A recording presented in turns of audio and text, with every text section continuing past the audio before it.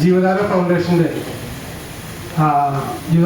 നടത്തുന്ന അങ്കമാലി മാരത്തോണുമായി ബന്ധപ്പെട്ടും അതുപോലെ നമ്മുടെ ക്രിസ്മസ് പുതുവത്സരാഘോഷവുമായി ബന്ധപ്പെട്ടുമാണ് നമ്മൾ ഇങ്ങനൊരു ചടങ്ങ് ഇവിടെ അറേഞ്ച് ചെയ്തിട്ടുള്ളത്.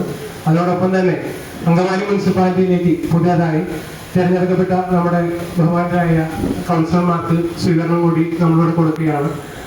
ഈ പരിപാടി ഉദ്ഘാടനം ചെയ്യാം എന്ന് ഏറ്റിട്ടുള്ളത് ബഹുമാനായ retired justice Shri CK Abdul Rahim സാറാണ്.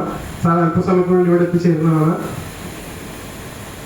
അതുപോലെ തന്നെ നമ്മുടെ vice chairperson Shrimati Reetha Paul, vice chairperson Shri Wilson Undadan, ഇവർ രണ്ടുപേർക്കും ഒഴിവാക്കാൻ പറ്റാത്തൊരു പരിപാടി ഉള്ളതുകൊണ്ട് അവർ രണ്ടുപേരും എത്തിച്ചേരാൻ ബുദ്ധിമുട്ട് അറിയിച്ചിട്ടുണ്ട്. അതുപോലെ നമ്മുടെ ജീവിതധാര ഫൗണ്ടേഷന്റെ ചെയർമാൻ ശ്രീ സാജു ചാക്കോ, ഫൗണ്ടേഷനുമായി സഹകരിച്ച് പ്രവർത്തിക്കുന്ന നിങ്ങളെല്ലാവരെയും മറ്റു വാക്കിൽ സ്വാഗതം ചെയ്തുകൊണ്ട് നിർത്തുന്നു. നന്ദി. അടുത്തതായി ജീവിതധാര ഫൗണ്ടേഷന്റെ ഡയറക്ടർ ശ്രീ സാജു ചാക്കോ അവരുടെ അധ്യക്ഷ പ്രസംഗത്തിനായി ക്ഷണിക്കാം.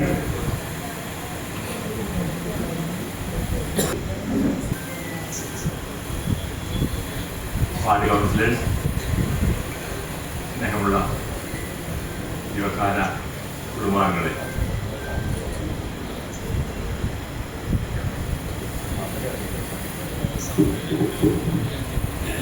ഇപ്പൊ തോന്നുന്നൊരു കാര്യം, ഈ റോഡ് ബ്ലോക്ക് വളരെ സൗകര്യമായിരുന്നു.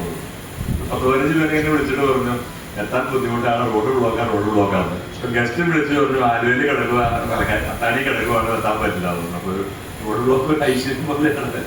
ഏതായാലും ആദ്യമായിട്ടാണ് തോന്നുന്നത് കൗൺസിലേഴ്സിന് ഇങ്ങനെ ഒരു സ്വീകരണം ഒന്നിച്ചു വരുന്നത്. ഇങ്ങനെ കൂടാനുണ്ടോ? ഇല്ല.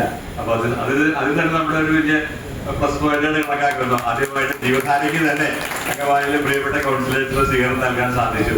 എല്ലാവരും എത്തിയതിലും പോലും എല്ലാവരെയും ഞാൻ ഒരിക്കൽ കൂടി ഞങ്ങളുടെ ഈ പ്രോഗ്രാമിലേക്ക് സ്വാഗതം ചെയ്തു കൊള്ളുകയാണ്. നേരത്തെ സൂചിപ്പിച്ചൊരു കാര്യം തന്നെയാണ്, അങ്കമാലിക്കൊരു ശാപം നമ്മുടെ ട്രാഫിക് പ്രശ്നങ്ങൾ തന്നെയാണ്. ഏറ്റവും ആദ്യം നമ്മൾ ഉത്തരം കാണേണ്ട ഒരു ചോദ്യമാണ് അങ്കമാലിയിലെ ട്രാഫിക് പ്രശ്നം എങ്ങനെ ഒഴിവാക്കാമെന്നുള്ളത്. നമ്മൾ കേൾക്കുന്നുണ്ട് അവിടെ റോഡ് വരും, ഇവിടെ റോഡ് വരും, മെട്രോ വരും. ഇതൊന്നും പെട്ടെന്ന് സംഭവിക്കുന്ന കാര്യങ്ങളല്ല. ഒരു 5 വർഷം കഴിയാതെ അതൊക്കെ ചിലപ്പോൾ നമ്മൾ ജീവിച്ചിരിക്കില്ല. ആ കാലം കഴിയുമ്പോഴേക്കായിരിക്കും ഇവിടെ മെട്രോ ഒക്കെ വരാൻ പോകുന്നത്. അപ്പോൾ താൽക്കാലികമായിട്ട് എന്ത് ചെയ്യാൻ സാധിക്കുമെന്നാണ് കൗൺസിൽ പ്രധാനമായിട്ട് ചിന്തിക്കുന്നത്. അങ്ങനെയല്ലേ? അപ്പോൾ ഏറ്റവും പെട്ടെന്ന് തന്നെ ഈ കൗൺസിൽ ചെയ്യേണ്ട ഒരു കാര്യം അങ്കമാലി ട്രാഫിക് പ്രോബ്ലം എങ്ങനെ തീർക്കാൻ സാധിക്കും. അത് ഞങ്ങൾ 2 സജഷനുള്ള കാര്യം. ഒന്ന്, ഇപ്പോ നമ്മുടെ ട്രാഫിക് ജംഗ്ഷനുകളൊന്നും പോലീസില്ല.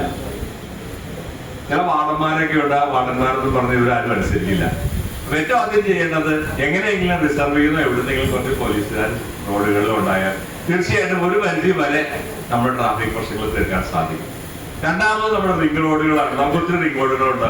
ഞങ്ങളുടെ ഭാഗത്ത് നമ്മുടെ പെരിയാർ വാലിയുടെ സൈഡിൽ റിംഗ് റോഡുണ്ട്, ഈ പള്ളിയുടെ അവിടെ നിന്ന് റിംഗ് റോഡുണ്ട്, ഓളകരയിൽ നിന്ന് വരുന്ന റിംഗ് റോഡുണ്ട്. പ്രശ്നമാണ് ബ്രസ്റ്റ് ക്യാൻസർ, സെർവിക്കൽ ക്യാൻസർ. ഈ 2 ക്യാൻസറും നമുക്ക് സൗജന്യമായി ടെസ്റ്റ് ചെയ്യാനും ചികിത്സിക്കുവാനുള്ള സൗകര്യങ്ങൾ നമുക്കുണ്ട്. ഇപ്പൊ കൂടുതൽ വനിതകളായതാണ് ഞാൻ അതിനകത്ത് കൂടുതൽ കിടക്കുന്നത്. ഇപ്പൊ ഞങ്ങൾ ചെങ്ങമനാട് അടുത്തൊരു ക്യാമ്പ് നടത്തി. പക്ഷെ അത് ഇച്ചിരി ബുദ്ധിമുട്ടുള്ള കാര്യമാണ്. ഞങ്ങൾക്ക് പല പ്രാവശ്യം മുനിസിപ്പാലിറ്റി ഞാൻ ഹോസ്പിറ്റൽ ഡെവലപ്മെന്റ് അസോസിയേഷൻ അതൊക്കെ ഞാനുണ്ട്. പലരും പറയുമ്പോൾ അവിടെ ഒരു സ്കാനർ മാമോഗ്രാം യൂണിറ്റും ഉണ്ട്. അതിനകത്ത് ആകെ 2-3 പേരെ ചെയ്യാൻ പറ്റുള്ളൂ. നമുക്ക് വ്യാപകമായിട്ട് അങ്കമാലിയിലെ മുഴുവൻ വനിതകളെ ബ്രസ്റ്റ് ക്യാൻസർ, സെർവിക്കൽ ക്യാൻസർ എന്നിവയിൽ നിന്ന് ഒഴിവാക്കാവുന്ന, അല്ലെങ്കിൽ അങ്കമാലി ഒരു ക്യാൻസർ വിമുക്ത മുനിസിപ്പാലിറ്റിയായിട്ട് പ്രഖ്യാപിക്കാവുന്ന രീതിയിലുള്ള പ്രോജക്റ്റാണ് ഞങ്ങൾ ആലോചിച്ചുകൊണ്ടിരിക്കുന്നത്. നിങ്ങളൊക്കെ സഹകരിച്ചാൽ തീർച്ചയായിട്ടും അത് വിജയിപ്പിക്കാൻ സാധിക്കും. അതിൽ ഏറ്റവും പ്രശ്നമായിട്ടുള്ള കാര്യം എന്താ വെച്ചാൽ, നമുക്ക് ഇപ്പൊ നമ്മൾ കണക്ക് കൂട്ടുകയാണെങ്കിൽ അങ്കമാലിയിൽ 30,000 പേരെ കൂട്ടിക്കുന്ന 15,000 വനിതകൾ, അതിനകത്ത് 30 above 30 or 35